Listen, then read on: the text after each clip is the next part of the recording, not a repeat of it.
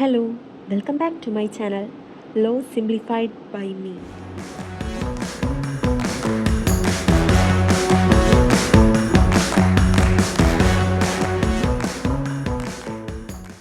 എന്താണ് research design? ഈ ഒരു ടോപ്പിക്കിനെ കുറിച്ചാണ് ഈ വീഡിയോയിൽ പറയുന്നത്.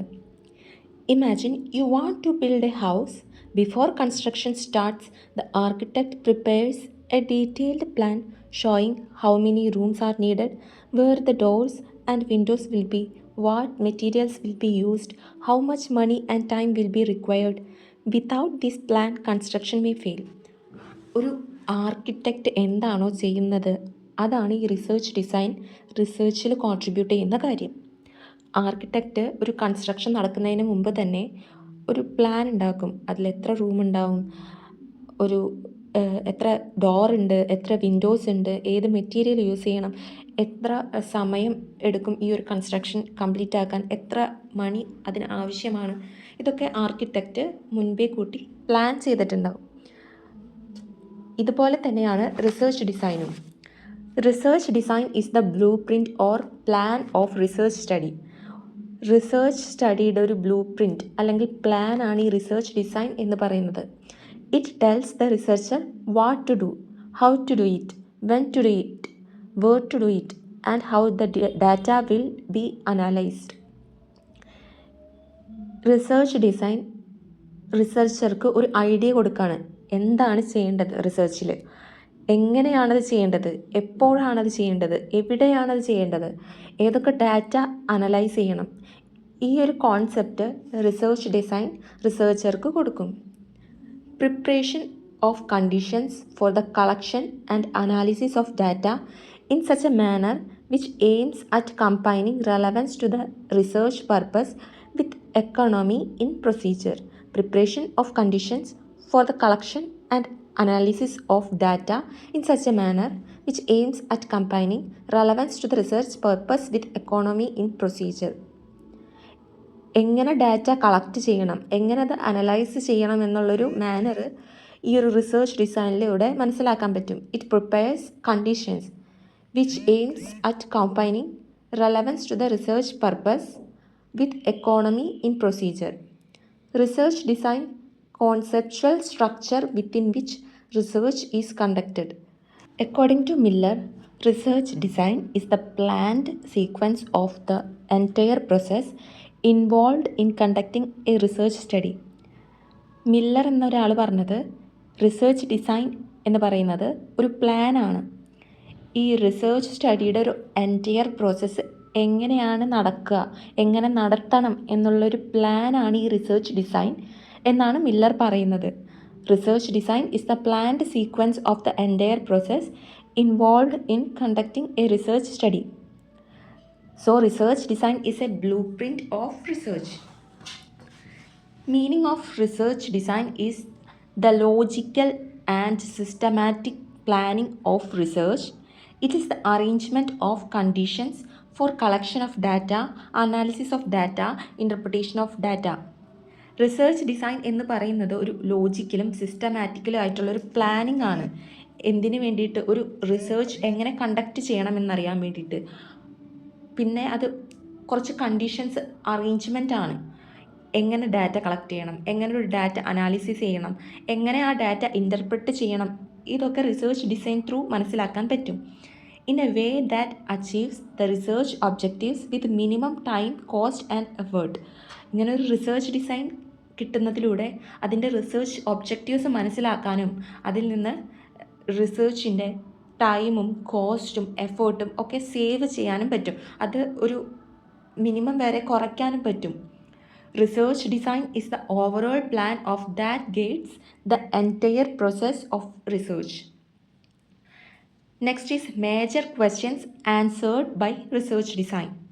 Suppose you decide to study human-wildlife conflict in Idukki district.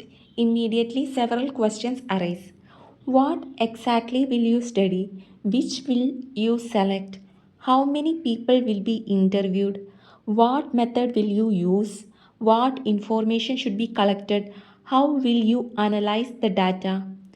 Research design provides answer to all these questions. Research ടോപ്പിക്കായിട്ടൊരു ഒരു ടോപ്പിക് സെലക്ട് ചെയ്യാണ്. Suppose human wildlife conflict in Idukki district എന്നൊരു ടോപ്പിക്കാണെങ്കിൽ അതിൽ നിന്നും അറൈസ് ചെയ്യുന്ന ക്വസ്റ്റ്യൻസ് എന്തൊക്കെയായിരിക്കും? What exactly will you study? എന്താണ് നിങ്ങൾ പഠിക്കാൻ ഉദ്ദേശിക്കുന്നത്? ഏത് വില്ലേജാണ് നിങ്ങൾ സെലക്ട് ചെയ്യാൻ പോകുന്നത്? എത്ര ആൾക്കാരെ നിങ്ങൾ ഇൻ്റർവ്യൂ ചെയ്യും? ഏത് മെത്തേഡാണ് നിങ്ങൾ യൂസ് ചെയ്യുന്നത്? ഏതൊക്കെ ഇൻഫോർമേഷനാണ് കളക്ട് ചെയ്യാൻ ഉദ്ദേശിക്കുന്നത്? ഏതൊക്കെ ഡാറ്റയാണ് നിങ്ങൾ അനലൈസ് ചെയ്യുന്നത്? എങ്ങനെയാണ് ആ ഡാറ്റ അനലൈസ് ചെയ്യുന്നത്? ഈ ക്വസ്റ്റ്യൻ ഒക്കെ റിസർച്ച് ഡിസൈൻസ് പ്രൊവൈഡ് ചെയ്യും. So, the major questions answered by research design is that what is the study about? എന്താണ് സ്റ്റഡി ഉദ്ദേശിക്കുന്നത്? Why is the study being conducted? എന്തിനാണ് ഇങ്ങനൊരു സ്റ്റഡി കണ്ടക്ട് ചെയ്യുന്നത്? Where will the study be conducted? എവിടെയാണ് ഈ study conduct ചെയ്യാൻ പോകുന്നത്? What data is required? എന്ത് ഡാറ്റയാണ് ഇതിന് ആവശ്യമായി വരുന്നത്? Where can data be obtained? ഈ ഡാറ്റയൊക്കെ എവിടെ നിന്നാണ് കിട്ടുന്നത്? What is the time period? ഏത് ടൈം പീരീഡിലാണ് ഇത് ചെയ്യുന്നത്? എത്ര ടൈം പീരീഡിനുള്ളിൽ ചെയ്യാൻ പറ്റും? What is the sample design? ഏത് സാമ്പിൾ ഡിസൈനാണ് എടുക്കുന്നത്? എത്ര ഗ്രൂപ്പ് ഓഫ് പീപ്പിൾ, ഏത് ഏരിയയാണ് സ്റ്റഡി ചെയ്യാൻ പോകുന്നത് എന്നുള്ളൊരു sample design. What method will be used to collect data? ഈ ഡാറ്റ കളക്ട് ചെയ്യാൻ നിങ്ങൾ ഏത് മെത്തേഡാണ് യൂസ് ചെയ്യാൻ പോകുന്നത്? How will data be analysed? എങ്ങനെയാണ് ഈ ഡാറ്റ അനലൈസ് ചെയ്യാൻ ഉദ്ദേശിക്കുന്നത്? How will the report be prepared? എങ്ങനെയാണ് ഈ റിപ്പോർട്ട് പ്രിപ്പയർ ചെയ്യാൻ പോകുന്നത്? ഇതൊക്കെയാണ് റിസർച്ച് ഡിസൈൻ തരുന്ന മേജർ ക്വസ്റ്റ്യൻ്റെ ആൻസേഴ്സ്. റിസർച്ച് ഡിസൈൻ ഇങ്ങനൊരു ക്വസ്റ്റ്യൻ ഉണ്ടാക്കി കഴിഞ്ഞിട്ടുണ്ടെങ്കിൽ ഇതിൻ്റെ ആൻസർ കണ്ടുപിടിച്ചാൽ മതി. So it is helpful for research study. Next is the major steps in research design. First step is that identification of research problem and selection of research problem. The researcher first select a problem. ഒരു problem select ചെയ്യുന്നതിലൂടെയാണ് research start ചെയ്യുന്നത്. For example, human wildlife conflict in Idukki district. Without a problem research cannot begin. Human wildlife conflict in Idukki district ആണ് research problem. Without a problem research cannot begin. Second step എന്ന് പറയുന്നത് selection of theoretical framework. The researcher studies existing theories and previous literature related to the problem. Selection of theoretical framework എന്ന് ഉദ്ദേശിക്കുന്നത് reviewing existing theories and literature. Existing ആയിട്ടുള്ള തിയറീസും ലിറ്ററേച്ചറും review ചെയ്യാം.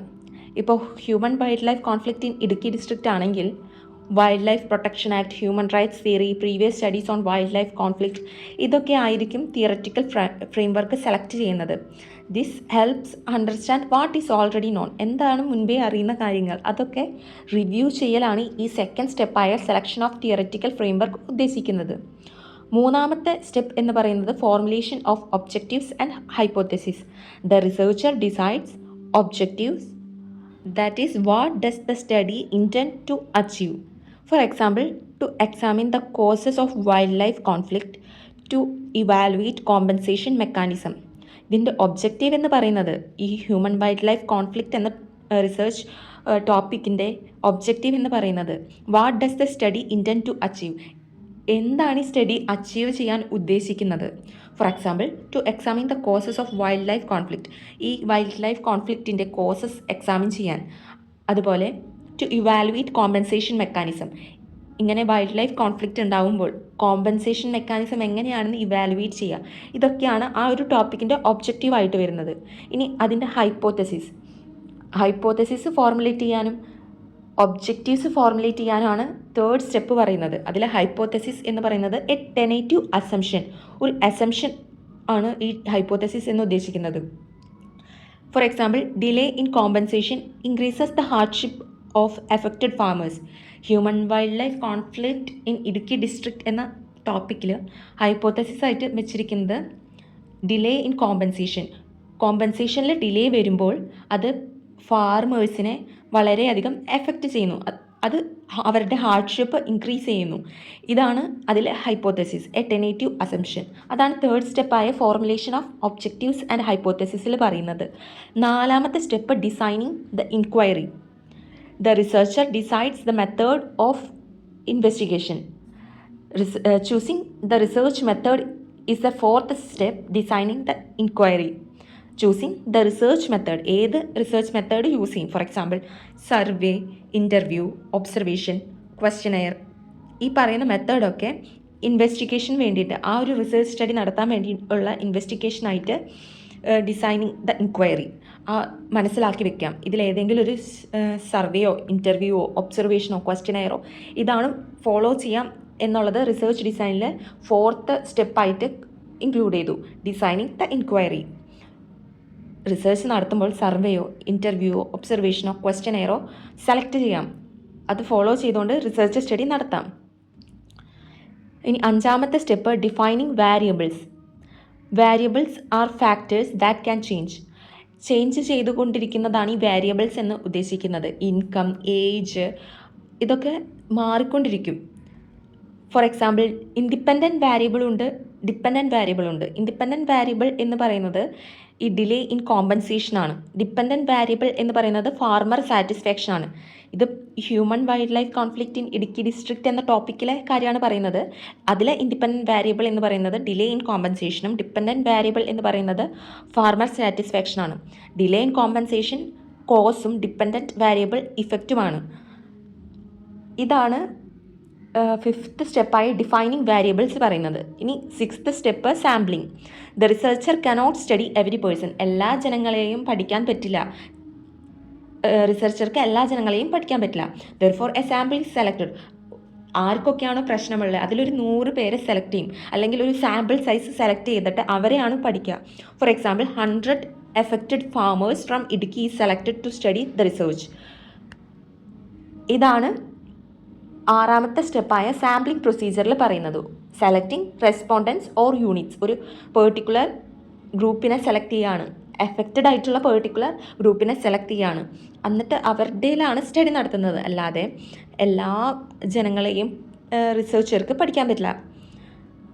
അതാണ് sampling പ്രൊസീജിയറിൽ പറയുന്നത്. ഇനി 7ാമത്തെ സ്റ്റെപ്പായ data collection technique. Information is gathered through interview, questionnaire, observation, documents. ഇൻഫോർമേഷനൊക്കെ ഈ പറയുന്ന ഇൻഫോർമേഷനൊക്കെ ഗാദർ ചെയ്യുന്നത് ഇൻ്റർവ്യൂസിലൂടെയോ ക്വസ്റ്റ്യനെയേഴ്സിലൂടെയോ ഒബ്സർവേഷനിലൂടെയോ ഡോക്യുമെൻറ്റ്സിലൂടെയോ ആയിരിക്കും. അപ്പോൾ അത് റിസർച്ച് ഡിസൈൻ ചെയ്യുന്നതാണ് ഡാറ്റ കളക്ഷൻ. 7th സ്റ്റെപ്പായ ഡാറ്റ കളക്ഷനിലൂടെ information is gathered. Various techniques are used: interview, questionnaire, observation, documents. ഇനി 8ാമത്തെ സ്റ്റെപ്പ് പറയുന്നത് processing data. It is coding and editing data. Collected information is organised. ഈ കളക്ട് ചെയ്തിട്ടുള്ള informations organise ചെയ്യുന്നതാണ് ഈ processing data എന്ന 8ാമത്തെ സ്റ്റെപ്പിൽ പറയുന്നത്. For example coding, classification, tabulation. ഈ കളക്ട് ചെയ്തിട്ടുള്ള ഡാറ്റാസ് എല്ലാം കോഡിംഗ് ചെയ്ത് അല്ലെങ്കിൽ ക്ലാസിഫിക്കേഷൻ ചെയ്ത് ടാബുലേഷൻ ചെയ്ത് ഓർഗനൈസ് ചെയ്യുന്നതാണ് 8ാമത്തെ സ്റ്റെപ്പായ പ്രോസസ്സിംഗ് ഓഫ് ഡാറ്റ പറയുന്നത്.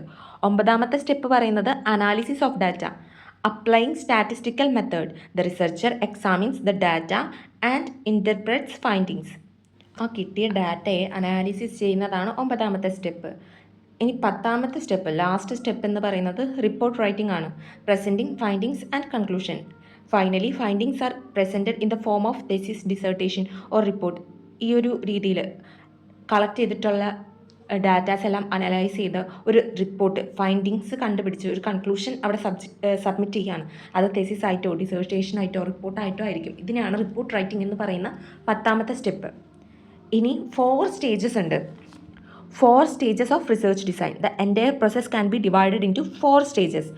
1ാമത്തെ സ്റ്റേജാണ് പ്ലാനിങ് സ്റ്റേജ്, 2ാമത്തെ സ്റ്റേജാണ് ഡിസൈൻ സ്റ്റേജ്, 3ാമത്തെ സ്റ്റേജാണ് ഓപ്പറേഷണൽ സ്റ്റേജ് ആൻഡ് 4ാമത്തെ സ്റ്റേജാണ് completion stage. Selecting problem, reviewing literature, setting objectives, formulating hypothesis, ഇതെല്ലാമാണ് പ്ലാനിങ് സ്റ്റേജിൽ വരിക. Selecting problem, reviewing literature, setting objectives, formulating hypothesis. Which means the researcher decides what to study. എന്താണ് study ചെയ്യാൻ പോകുന്നത് എന്ന് ഈ പ്ലാനിങ് സ്റ്റേജിൽ മനസ്സിലാക്കും.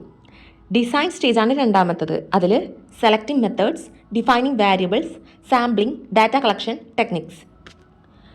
The researcher decides how to study. ആദ്യത്തേൽ എന്താണ് പഠിക്കാൻ പോകുന്നത് എന്നതായിരുന്നു. 2ാമത്തെ ഡിസൈൻ സ്റ്റേജിൽ എങ്ങനെയാണത് പഠിക്കുന്നത്, അതിലാണ് selecting methods, defining variables, sampling, data collection technique വരുന്നത്. So the second stage is design stage. Third stage is operational stage, which includes budget, time schedule, field work, staff arrangement. The researcher decide how to conduct the study practically.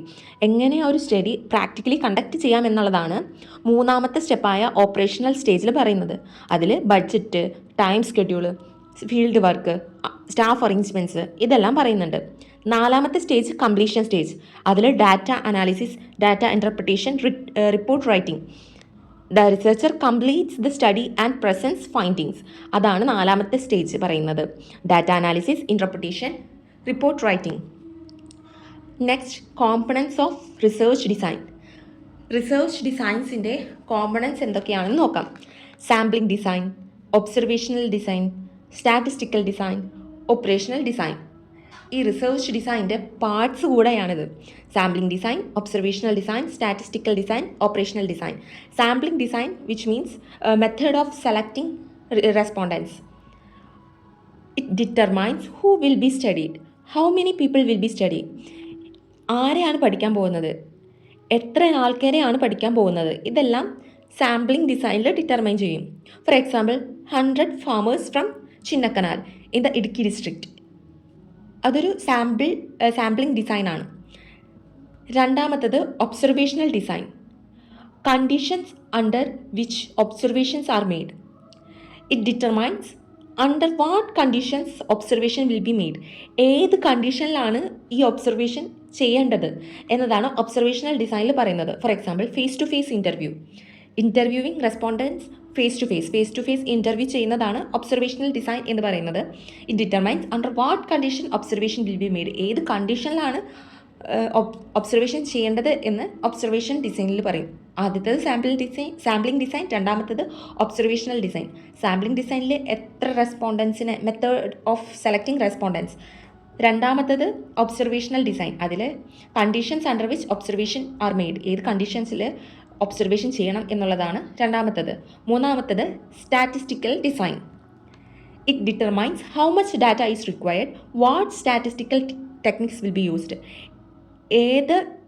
എങ്ങനത്തെ data collect ചെയ്യണം, എങ്ങനത്തെ ഡാറ്റയാണ് ഈ സ്റ്റഡിക്ക് ആവശ്യമായിട്ട് വരുന്നത്, അതേപോലെ ഏത് statistical technique ഉപയോഗിച്ചിട്ട് വേണം ആ ഡാറ്റ കളക്ട് ചെയ്യണം, എന്ത് സ്റ്റാറ്റിസ്റ്റിക്കൽ ടെക്നിക്ക് യൂസ് ചെയ്തിട്ടാണ് ആ ഒരു ഡാറ്റ കളക്ട് ചെയ്യേണ്ടത്, ഇതെല്ലാമാണ് സ്റ്റാറ്റിസ്റ്റിക്കൽ ഡിസൈനിൽ പറയുന്നത്. For example, percentage analysis using percentage or charts. Statistical designs deals with number of respondents and statistical analysis. ഒന്നാമത്തേത് സാമ്പിളിംഗ് ഡിസൈൻ, രണ്ടാമത്തേത് ഒബ്സർവേഷണൽ ഡിസൈൻ, മൂന്നാമത്തേത് statistical design. Sampling design, method of selecting respondents. Observational design, conditions under which observations are made. Statistical design deals with the number of respondents and statistical analysis. Fourth one is operational design. It determines how the study will actually be carried out. എങ്ങനെ വേണം ഈ ഒരു study carry out ചെയ്യാൻ. For example, time schedule and field visit. ഏത് സമയത്ത് visit ചെയ്യണം, ഏത് സ്കെഡ്യൂളിൽ ഒരു ഫീൽഡ് വിസിറ്റ് ചെയ്യണം എന്നുള്ളത് ഈ ഓപ്പറേഷണൽ ഡിസൈനിൽ ഇൻക്ലൂഡഡ് ആണ്. Deals with execution of the study. ആ ഒരു സ്റ്റഡി എക്സിക്യൂഷൻ ചെയ്യുന്നതാണ് ഓപ്പറേഷണൽ ഡിസൈനിൽ പറയുന്നത്. Time schedule and field work. ഇത്രയുമാണ് റിസർച്ച് ഡിസൈനിൻ്റെ പാർട്സ്. ഒന്നാമത്തത് സാമ്പിളിംഗ് ഡിസൈൻ, രണ്ടാമത്തത് ഒബ്സർവേഷണൽ ഡിസൈൻ, മൂന്നാമത്തത് സ്റ്റാറ്റിസ്റ്റിക്കൽ ഡിസൈൻ, നാലാമത്തത് ഓപ്പറേഷണൽ ഡിസൈൻ. ഒന്നാമത്തത് സാമ്പിളിംഗ് ഡിസൈൻ, രണ്ടാമത്തത് ഒബ്സർവേഷണൽ ഡിസൈൻ, മൂന്നാമത്തത് സ്റ്റാറ്റിസ്റ്റിക്കൽ ഡിസൈൻ, നാലാമത്തത് ഓപ്പറേഷണൽ ഡിസൈൻ. ഇനി റിസർച്ച് ഡിസൈനിൻ്റെ ഇമ്പോർട്ടൻസ് എന്തൊക്കെയാണെന്ന് നോക്കാം. Need and importance of research design. It reduces errors. It avoid mistakes in research. റിസർച്ചിൽ മിസ്റ്റേക്സ് അവോയ്ഡ് ചെയ്യാൻ ഇത് ഹെൽപ്ഫുൾ ആണ്. കാരണം ഒരു റിസർച്ച് ഡിസൈൻ വന്നു കഴിഞ്ഞിട്ടുണ്ടെങ്കിൽ എന്തൊക്കെ മുൻകൂട്ടി ചെയ്യണം എന്നുള്ളത് ഒരു ഐഡിയ വന്നിട്ടുണ്ടാവും. So it reduces error. രണ്ടാമത്തത് save time. It prevents unnecessary work, which means ആവശ്യമില്ലാത്ത കാര്യങ്ങളൊന്നും ചെയ്യേണ്ടത് വരില്ല. ആവശ്യമുള്ളത് മാത്രം റിസർച്ച് ഡിസൈനിൽ ഇൻക്ലൂഡഡ് ആയിരിക്കും. So it saves time, it saves money, uses resources efficiently. Resources ഒക്കെ എഫിഷ്യൻ്റ് ആയിട്ട് യൂസ് ചെയ്യാൻ റിസർച്ച് ഡിസൈൻ ഹെൽപ്ഫുൾ ആണ്. So it save time and cost, prevent unnecessary expenditure. പിന്നെ ഇത് എലിമിനേറ്റ്സ് ബയാസ് എലിമിനേറ്റ് ചെയ്യും. It ensures objectivity, makes research objective. It improves reliability, provide trustworthy results. It produces trustworthy results in research studies. It helps test hypotheses. It facilitates verification of assumption. ഒരു assumptions verification ചെയ്യാൻ വേണ്ടിയിട്ട് research design helpful ആണ്. It provides a proper method for verification. It helps in data collection. Data collect ചെയ്യാൻ ഇത് helpful ആണ്. It provides clear procedures. It guides research. Keep the researcher focused. Keep the researchers on right path. അതാണ് research ഡിസൈൻ്റെ വേറൊരു importance ആയിട്ട് പറയുന്നത്. It provides resource planning. It estimates money, manpower and time requirement. പൈസ, അതേപോലെ man power, ഇതൊക്കെ കറക്റ്റായിട്ട് plan ചെയ്തിട്ട് റിസർച്ച് ഡിസൈനിൽ ഇൻക്ലൂഡഡ് ആണെങ്കിൽ ഫ്യൂച്ചറല്ല, ആ റിസർച്ചിൽ തന്നെ കുറേ ഒക്കെ നമുക്ക് എസ്റ്റിമേറ്റ് ചെയ്യാൻ പറ്റും. എത്രത്തോളം ചിലവാകും, എത്ര മാൻ പവർ യൂസ് ചെയ്യണം, ഇതൊക്കെ ഇമ്പോർട്ടൻസ് ആണ് റിസർച്ച് ഡിസൈൻ്റെ. So it reduces error, it improves reliability, it save time and cost, it eliminates bias, it helps in data collection, helps in testing hypothesis, it guides research, provide resource planning. ഇത്രയുമാണ് importance or need of research design. Research ഡിസൈൻ്റെ ആവശ്യകത ഇതിനൊക്കെ വേണ്ടിയിട്ടാണ്. Next ആണ് features of a good research design. A good research design should be minimise bias, maximize reliability, provide maximum information, reduce experimental errors, be flexible, be economical, be practical.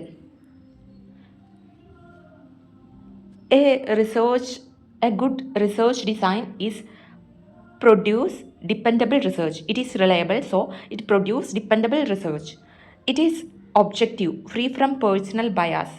It minimize bias, which results should be impartial. അതിൻ്റെ result എപ്പോഴും impartial ആയിരിക്കും. Research ഡിസൈൻ്റെ result എപ്പോഴും impartial ആയിരിക്കും. It is practical. It can be implemented easily. It is flexible. It can adapt to changing circumstances. It is economical. It saves time and money. It is scientific. It uses systematic method. It minimises bias. It result should be impartial. Research ഡിസൈൻ്റെ result എപ്പോഴും impartial ആയിരിക്കും. It maximises reliability. It result should be dependable. അതിൻ്റെ results എപ്പോഴും dependable ആയിരിക്കും. It provide maximum information. Generate useful findings. Useful findings generate ചെയ്യും through research design. It reduces experimental errors. Avoid unnecessary mistakes. Research design ഉള്ളതുകൊണ്ട് unnecessary mistakes avoid ചെയ്യാൻ പറ്റും. അതുപോലെ നല്ലൊരു research design എപ്പോഴും മിസ്റ്റേക്സുകൾ അവോയ്ഡ് ചെയ്യും. It be flexible. It adapt to research needs. റിസർച്ചിൻ്റെ നീഡിനനുസരിച്ച് ഫ്ലെക്സിബിൾ ആണെങ്കിൽ അതൊരു നല്ലൊരു റിസർച്ച് ഡിസൈനാണ്. Be economical. It save time and money. It is good research design. ഒരു റിസർച്ച് ഡിസൈൻ മണിയും ടൈമും സേവ് ചെയ്യുന്നുണ്ടെങ്കിൽ അത് നല്ലൊരു റിസർച്ച് ഡിസൈൻ ആയിരിക്കും. Be practical. It capable of implementation capable ആണെങ്കിൽ അത് നല്ല റിസർച്ച് ഡിസൈൻ ആയിരിക്കും. So if the research design is minimise bias, maximise reliability, provide maximum information, reduce experimental errors, be flexible, be economical, be practical ആണെങ്കിൽ അതൊരു നല്ല research design ആയിരിക്കും എന്നാണ് പറയുന്നത്. Factors affecting research design. Research design depends on means of obtaining information, skills of research and staff, objectives of research, nature of problem, availability of time and money.